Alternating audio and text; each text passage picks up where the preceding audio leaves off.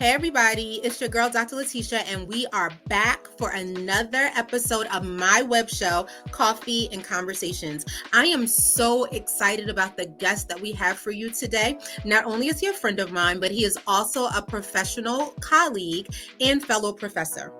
Please join me in welcoming Dr. Randolph D. Sconiers. Dr. Randolph D. Sconiers, DSW, LCSW, who goes by Dr. S, is a doctor of social work and a New Jersey licensed clinical social worker. Dr. S is a mental health therapist in private practice with over 20 years experience in mental health therapy, mental health education, and advocacy. As a mental health therapist, Dr. S has been featured in the Huffington Post by the National Association of Social Workers and has appeared multiple times on New York City's Hot 97s and Fox 5 Street Soldiers with Lisa Evers for his work in the areas of mental health and hip hop culture. Dr. S is the owner and creator of Mental Hop, which focuses on mental health education through hip hop culture, and he is an adjunct professor for the Graduate School of Social Work at Kean University, where I'm also a professor and where I got my MSW. Little fun fact there. Dr. S has an exceptional list of professional accolades and accomplishments spanning his 20 plus years of mental health advocacy, treatment, and education. Here are just a few of his highlights. Dr. S is the owner and founder of New Steps Counseling, a mental health practice established in 2011 that has serviced over 1,000 youth throughout New Jersey. Dr. S is the creator of Project Empowerment, an empowerment program for young men that focuses on mentorship, purpose exploration, and success. Dr. S has facilitated and co-facilitated numerous mental health conversations with the likes of Charlemagne the God, Shanti Das, Music Matters, and many more.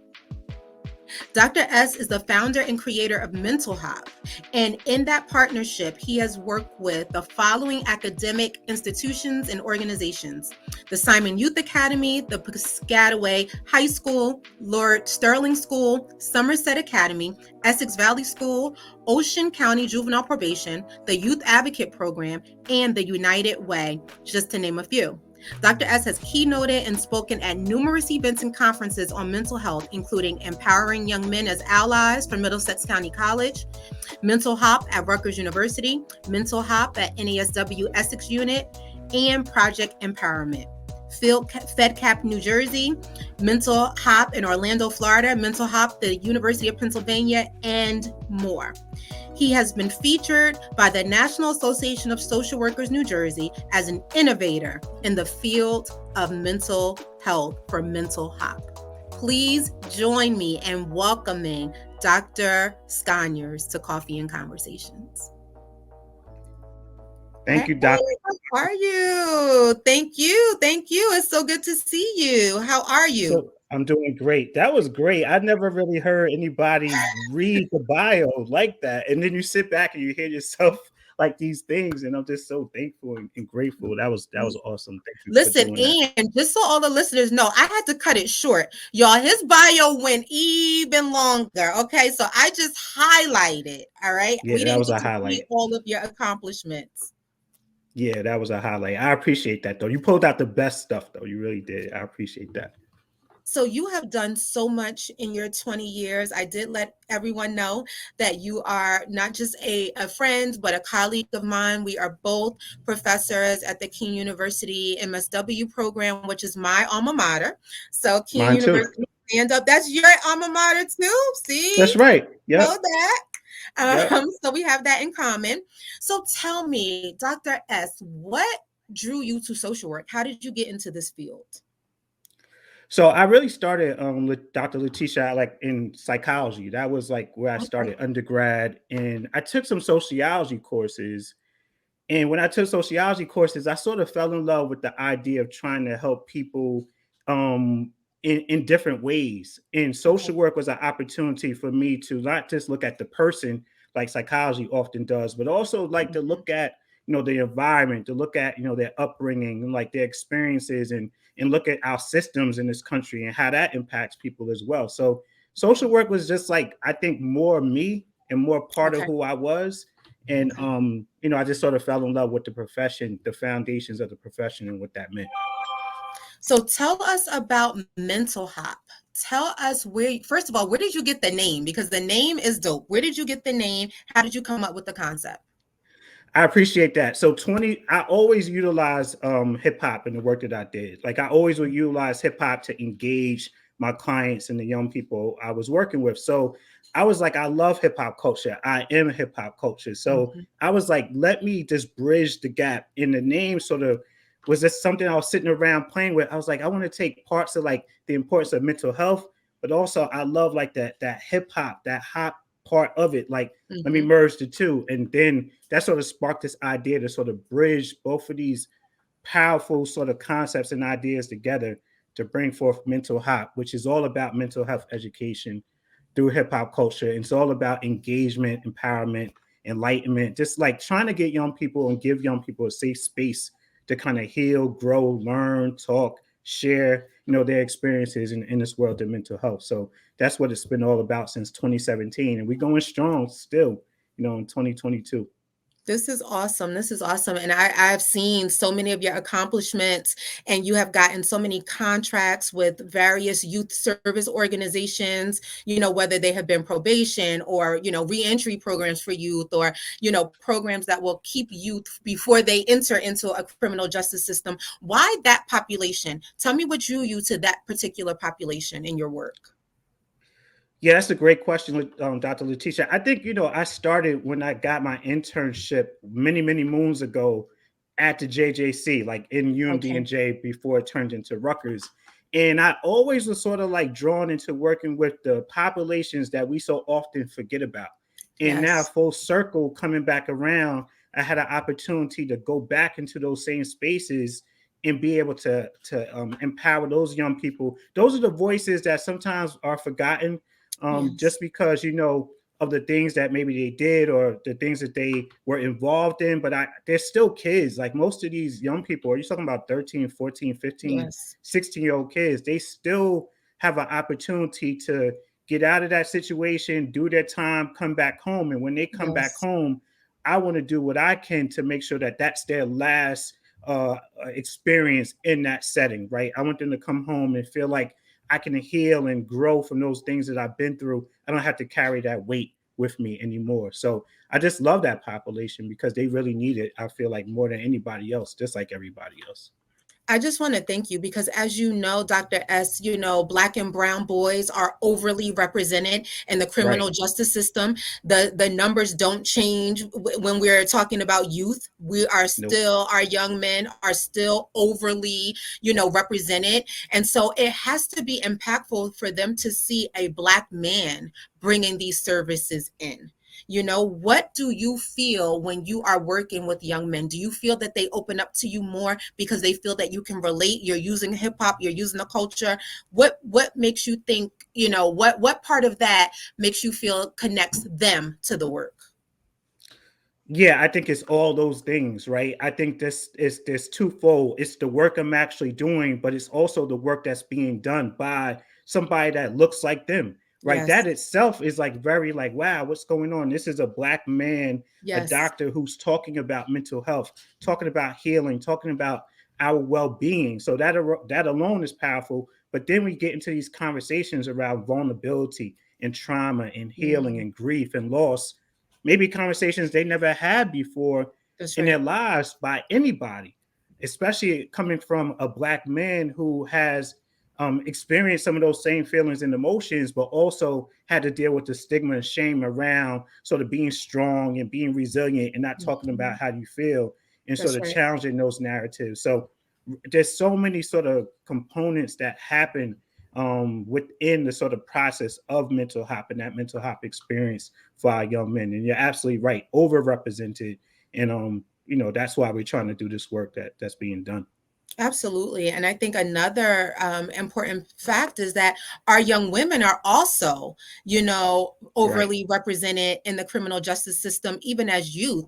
There were some statistics about young Black girls being suspended at a rate 2.5 times that of, white girls that are their peers. Are you That's right. seeing girls in your mental health program as well, or is it catered only to young men?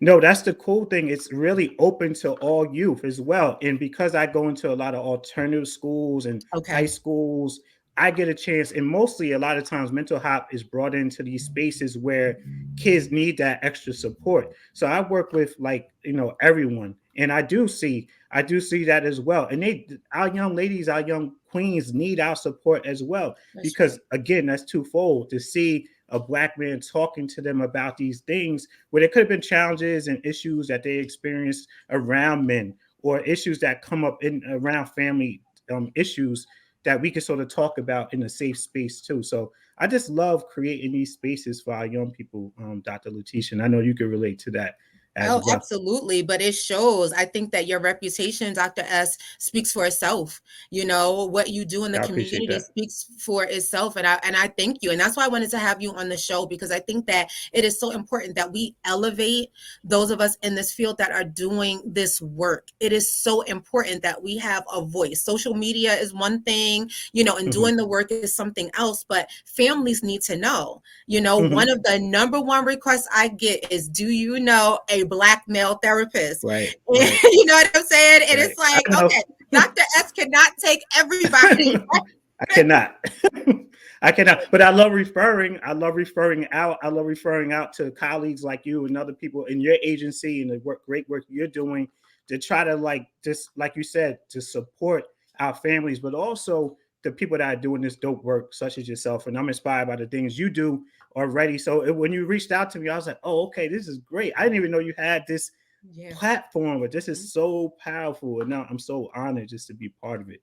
So I appreciate I'm that. honored to have you as a guest and even as a colleague. It's so interesting working at Kane. It's so full circle, right? From Right, being in right. the seats on that part of the room to now being at the front of the room.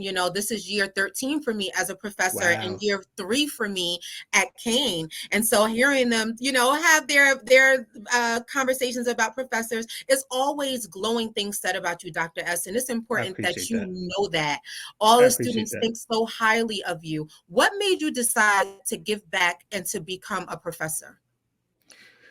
I think that, I did my dissertation on self-care to mitigate burnout. And one of the things that sort of, was intriguing to me is this new crop of social workers coming up, and trying to give back to them and let them know, like, this is very rich work that we're doing, very Yes. important work, but so important that you take care of yourselves as well. So anything that I could do to give them, some information from my own experiences. The book knowledge is great, but as you know, Dr. Letitia, having people that do the work, that have done the work, is so important as well. So I want to be somebody that helps that new crop of social workers. Me and you are not going to be, around forever. We're Listen, going to be that's right. moving That's on right. to other things as That's well. right. So we want to make sure we leave it in good hands, because we care so much about this profession, but also about the people that we work with as well. So that's part of the process of just being able to give back. And I'm honored to be able to do that at Kane, where I got my MSW from at the end of the day. Absolutely, absolutely. Kane is such a great opportunity to work with young people who are ready to enter into the profession. And I really feel like those of us that are in education and are teaching, we're gatekeepers to the profession. That's right. At some point, our family members, our friends, our children even will need to go to professionals, and we want to ensure that they are prepared Yep. for whatever may come into their office. Tell me, you talked briefly about your dissertation and the importance of self-care. How do you take care of yourself as a black man in a world where, a police officer following you as you drive brings on anxiety, Mhm. seeing people that look like you, cut down by the police, seeing things on social media. How do you take care of yourself? Well, I learned a long time ago that it's important for me to step back, and I understand the power of no. I learned that a Yes, long time ago, that I could not say yes to everything. When I first got into the field, I wanted to save everybody, every yes, single kid I was going to save. But that's the mentality that I had, and I realized I wasn't able to do that, and I would be doing a disservice to those that I work with. So I learned to look to sort of take care of myself, but also working out, eating right, yes. taking breaks, and really taking care of myself. Like, I'm working efficiently. I'm not in a place now where I'm working like super, super hard, burning myself out. It's more about being able to be efficient and make sure I can provide the best quality, not so much quantity, but really quality service for the people that I service. So just really just taking time to spend with my family, and taking breaks and getting away whenever I need to, and really making self-care a lifestyle instead of something that's sort of reactive at times. Yes, yes, I love that. I love that self-care as a lifestyle and Right, making every part of your life aligned with it. That is what is missing. That is what is right, missing. Dr. exactly. S, I really appreciate your time, and I'm going to bring you back for part Of 2 course, because we got to do it. We got to I do it. definitely want to hear more about mental health. I want to hear more about your book. We didn't even get a chance to get into book 1 or book 2, which is That's on okay. the way. So we have to bring you back. I would like to honor our time. So we will bring you back for part 2. And I look forward to talking with you soon. Thank you so much, Dr. Letitia. It was great. This is a great platform. Conversations, coffee and conversations. I love the concept. I love the idea, and I'm honored and grateful to be part of it. Much success to you and all that you do, as always. Keep inspiring us. Thank you. Thank you, Dr. S. And we will see you soon. See you soon. Take care. Peace, Take care. everybody.